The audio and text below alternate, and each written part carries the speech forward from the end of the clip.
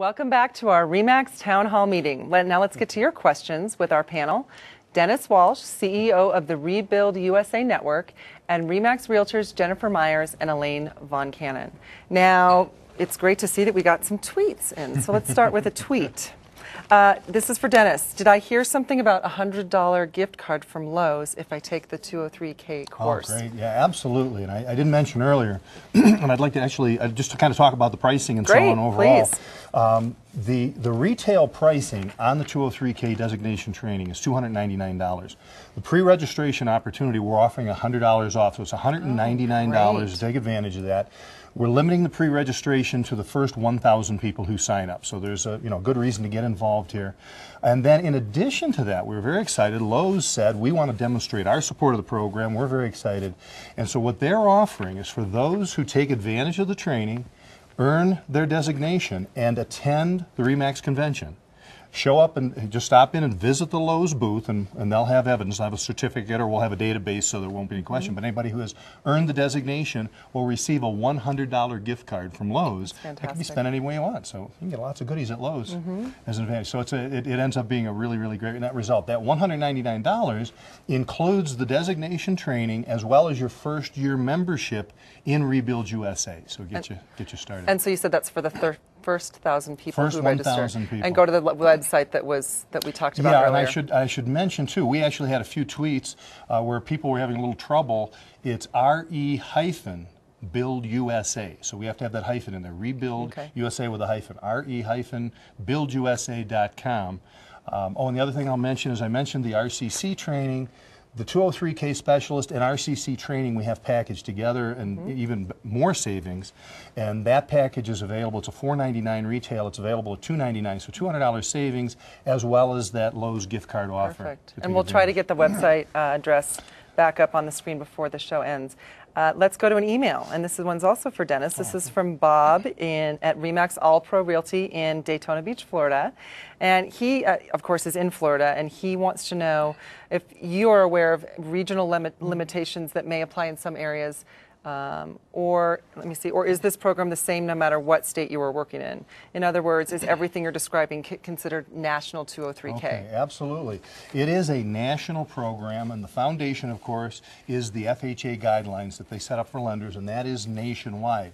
I think I mentioned briefly earlier, the lenders can choose to be a little bit more restrictive in how they do things, but keep in mind, when you have a loan that's actually guaranteed, and the FHA, of course, doesn't loan the money. What they do is they insure it so that if, for some reason, that buyer would default, the lender is made whole again. So the FHA steps in. So the job for the lender is to make sure they meet those minimum requirements. Some lenders will be a little more restrictive, and usually this just falls in the area of, say, credit scores, the credit side of things.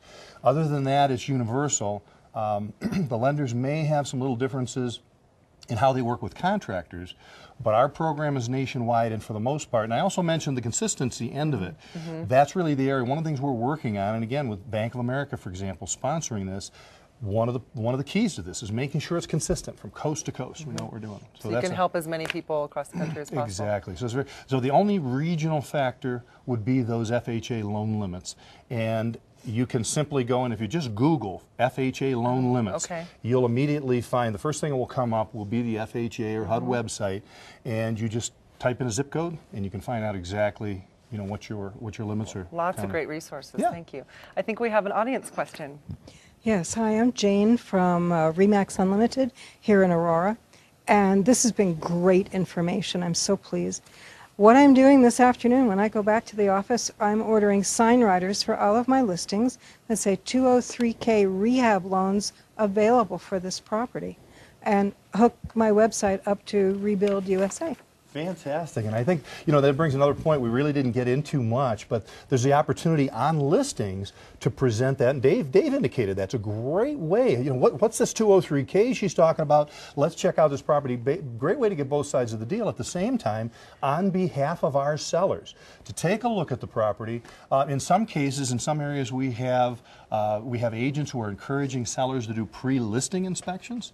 So this might be another reason to have them make that investment, so we can now say, here's some of the required improvements, here's some of the recommended improvements. We've already had an inspector look at it, but this is ready to go for a 203K. And again, create some interest, and I think bring some value to your listings. That's a great point. All my Facebook friends will hear about this today too. That's great. Well, we've got a question for Jennifer about first-time buyers. This question is, do you find most of your first-time buyers are looking for a bargain at the lower end of the market? Yes. The short answer is yes. Like you were talking about, Elaine, most first-time home buyers are the Generation Y, and they want a good deal. And especially with all this news about foreclosures and short sales and everything, they want to take advantage of it. So, yeah. But I think opportunities like using the 203K are a great way to combine everything that we've been talking about today. It's all complementing each other very well. Thank you. We have another tweet. This is specifically about the class and the designation. Can it be taken online, and when is it available? Okay, yes. The training will be delivered online, and we are scheduled for early November launch of that. So certainly if you do the pre-registration, we'll keep you posted. We'll give you a little advance notice as that comes up. But again, my tech team, great guys, are working very hard right now. As we're sitting here, they're typing away computer code and making things happen. Yeah, those guys are worth their weight in gold, that's for sure. Totally. I believe we have another question in the audience. Hi, my name's Wes Dillingham. I'm a franchise development consultant for the Pennsylvania and Delaware region. Dennis, this question's for you. Does the FHA have a minimum requirement for the homeowner to live in the home before they can actually sell it? Oh, absolutely. Yeah, that's a good question. Because of that owner-occupant requirement, they have to live in the home technically for a year. I have not seen any FHA, enforcement officers out on the street. I don't know how closely, but that technically is the agreement. There are some provisions that allow for someone to actually have a second home. Usually you're limited to one FHA loan. There are some provisions that can be done when you can have a second home if your employment is such and you can demonstrate a particular need. But they're pretty strict about that. Which brings just one other benefit to mind is the fact that most of you may be aware that an FHA loan is an assumable loan. And so if at such point you go to sell that home, they could assume, and look at the interest rates right now, who knows what will happen in the future, they can assume that loan at this interest rate, and in many cases with no money down. So, great question. Elaine, we've got one for you about social networking.